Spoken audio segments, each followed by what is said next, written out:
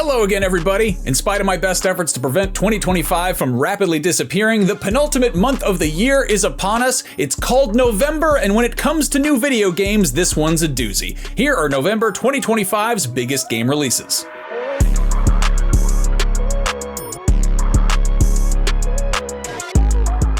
As always, a friendly reminder that everything I tell you is subject to change. Video game release dates have the tendency to get shuffled around last minute, and we have been known to screw up from time to time. For example, in last month's video, we screwed up by not including Kingmakers, a much wishlisted action strategy game that was supposed to hit Steam Early Access on October 8th. But then, at the very last minute, on October 3rd, the developers delayed the game indefinitely. That sucks for everybody who wanted to play this game, but it's great for us because nobody noticed that we screwed up by forgetting to include it in the first place. My point is, if you're trying to stay up to the minute, check your local listings, and now, onto the games.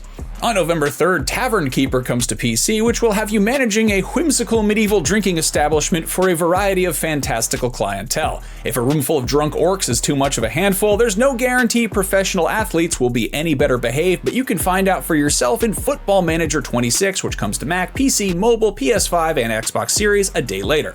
If you want to be responsible for more than however many people are on a football team, Age of Empires 4 hits PlayStation 5 that day too. Along with it, on all the platforms it's already out for, is the Dynasties of the East expansion, which adds 4 variant civilizations, random maps, and a new single-player mode, among other things.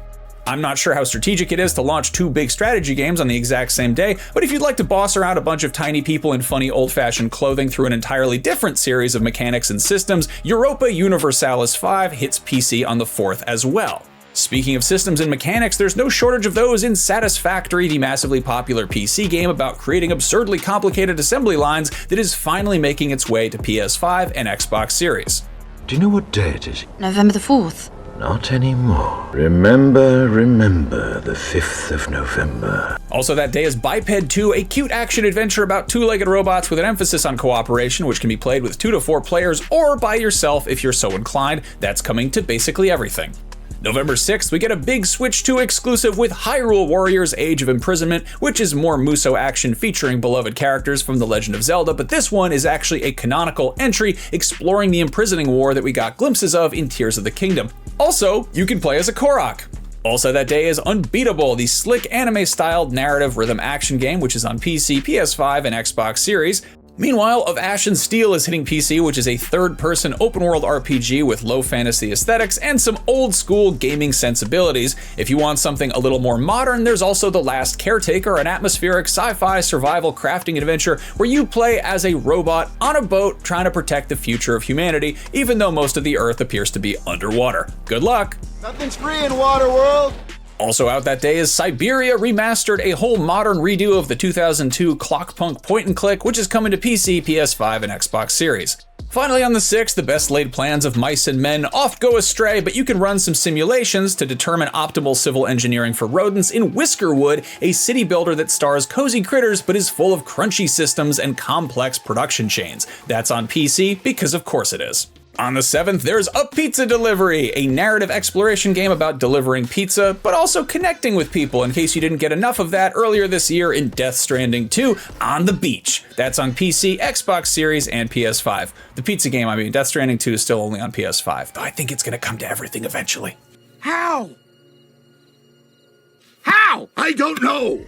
Inazuma 11 Victory Road is the latest installment in the shockingly long-running JRPG series about soccer that you probably haven't heard of. This is the 4th mainline installment, but there have been almost a dozen spin-offs and a handful of anime and manga adaptations. Anyway, the new one is on everything on the 10th.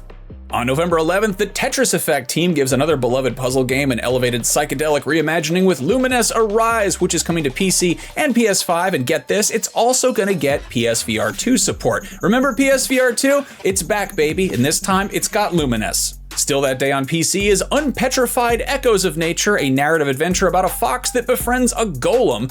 What did you say? We will always be friends. Friends?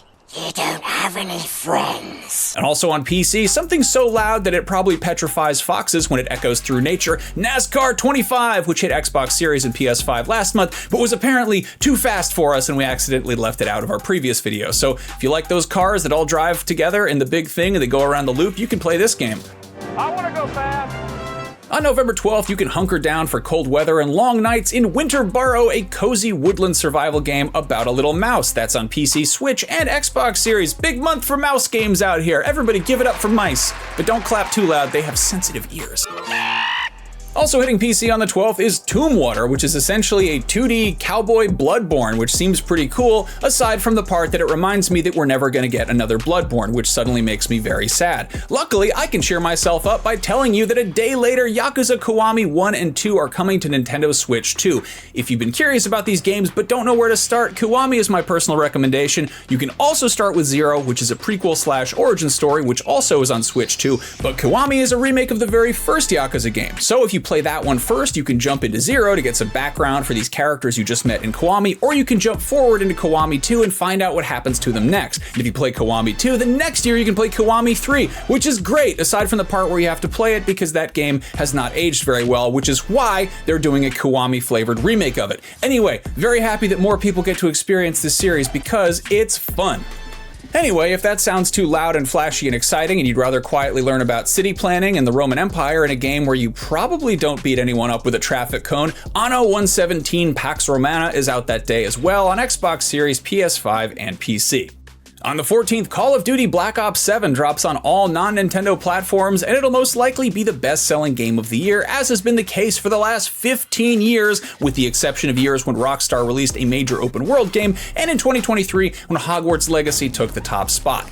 What's unusual about this year's Call of Duty is that we just got Black Ops 6 last year, and usually there's at least a 2-year gap between new entries in the same sub-series. I've seen Black Ops 7 referred to as Black Ops 6.5 in a few places, so between that, the added wrinkle of Game Pass, and the fact that EA finally made a good Battlefield again, I'm wondering if COD will come out on top this year. One thing's for sure, it definitely won't next year because GTA 6 is dropping, and I will eat something I'm not supposed to on camera if somehow Call of Duty outsells that.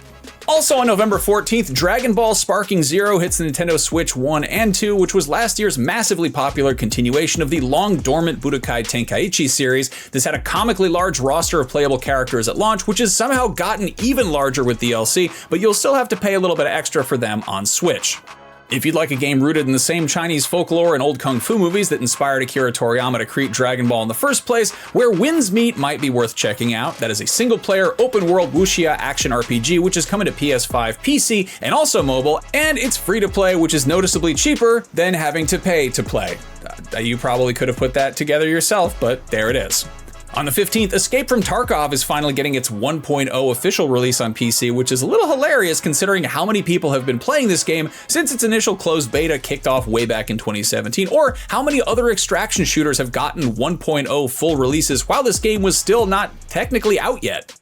On November 17th, there's Unmourned, which is a first-person psychological horror where you play as Jason stuck in a haunted house.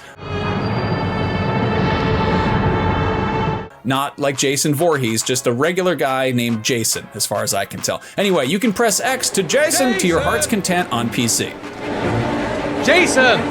On November 18th, you can become the Merc with the Mouth and the person with the thing on your face in Deadpool VR, which stars Neil Patrick Harris as Marvel's fan-favorite Chatterbox. This comes courtesy of Twisted Pixel, a studio that's always had a pretty good sense of humor, so this looks like a good time, assuming you've got a MetaQuest 3 on hand. Or on head, which is where you're supposed to put it when you play those games.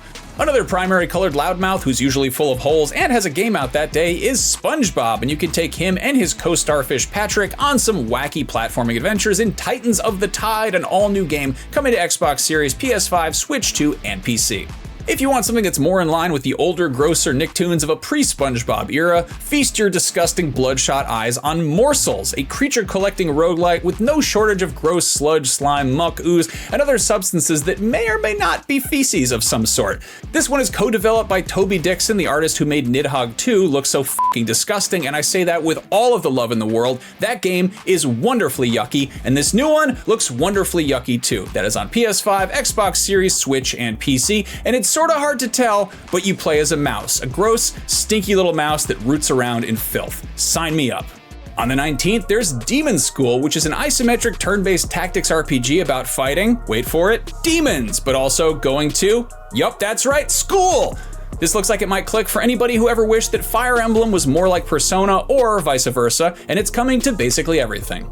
Kirby Air Riders is one of the biggest releases this month, but despite Masahiro Sakurai's multiple long-form presentations on every aspect of its gameplay, we still have quite a lot of unanswered questions, such as who are all these weird little guys? And what are they doing? And most importantly, who demanded a Kirby Air Ride sequel in the first place? Well, hopefully we'll have some answers when that hits Switch 2 on the 20th. Okay, I'm kidding, don't get mad in the comments. I know there are plenty of Kirby fans out there with nostalgia for the original 2003 Air Ride, but I never played it, so I don't really get the excitement. You just don't get it, do you?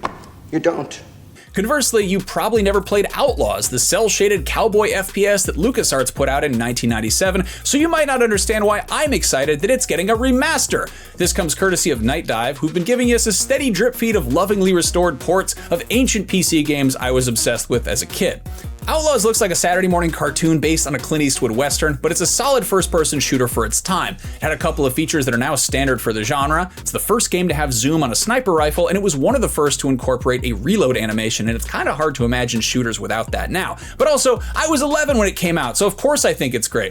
Anyway, if you want to do some good old-fashioned rootin' tootin' cowboy shooting, that is coming to everything. Where are you, Marshall? I hope you like hearing that, because you're going to hear it if you play this game. Finally, on the 20th, Stalker 2 Heart of Chernobyl arrives on PS5 exactly 1 year after it graced the Xbox Series and PC in 2024. Speaking of the number 24, on the 24th of November this year, Constance hits PC, which is a hand-drawn Metroidvania that takes some cues from Hollow Knight and Celeste, and it's given a bit of Harold and the Purple Crayon. On the 25th, there's Project Motor Racing on PS5, Xbox Series, and PC, which is the spiritual successor to Project Cars, which is a video game about automobiles driving fast, in case that was at all unclear. If you prefer complicated high-performance machinery in the shape of men, you might be more interested in Terminator 2D No Fate, which is the throwback side-scroller based on the best movie ever made. This one got delayed a few times, but supposedly it is finally coming to everything on the 26th. And finally, on the 27th, Bubble Bobble Sugar Dungeon gives those bubble-blowing dinosaurs Bub and Bob some new stuff to do, which still involves blowing bubbles. And if you'd rather play an old game about blowing bubbles instead, it also comes bundled with a 1997 console port of the arcade classic Bubble Symphony that's coming to PS5, Switch, and PC. I don't know why it's hard to read that. I just got the giggles about it. Sometimes it happens. Anyway. And that about does it for us. As always, a huge thank you to Amanda Medina, Chris Del Padre, and Logan Plant for pulling this video together, and a huge thank you to everyone who took the time to watch. That's you. If you're hearing me say this, I appreciate you, and I especially appreciate you if you're one of the folks who leaves nice comments every month. We read those, we love them, we share them with each other. I screen cap them and I send them to my wife, and she says, "That's nice, dear," though she probably is still mildly annoyed with me because I write book reports about video games for a living, and she has a real job. Let me know if we missed anything and tell us why it should have made the list. I always want to hear a good recommendation, good elevator pitch, if you will, though you don't have to be in an elevator. You can also be in the comments. In any case, let us know what you're playing in November. If you're still playing stuff in October, that's okay too. It is absolutely bonkers that I'm saying this, but I will see you in December for the last big game releases of 2025. I don't know where this year went, but it's almost gone.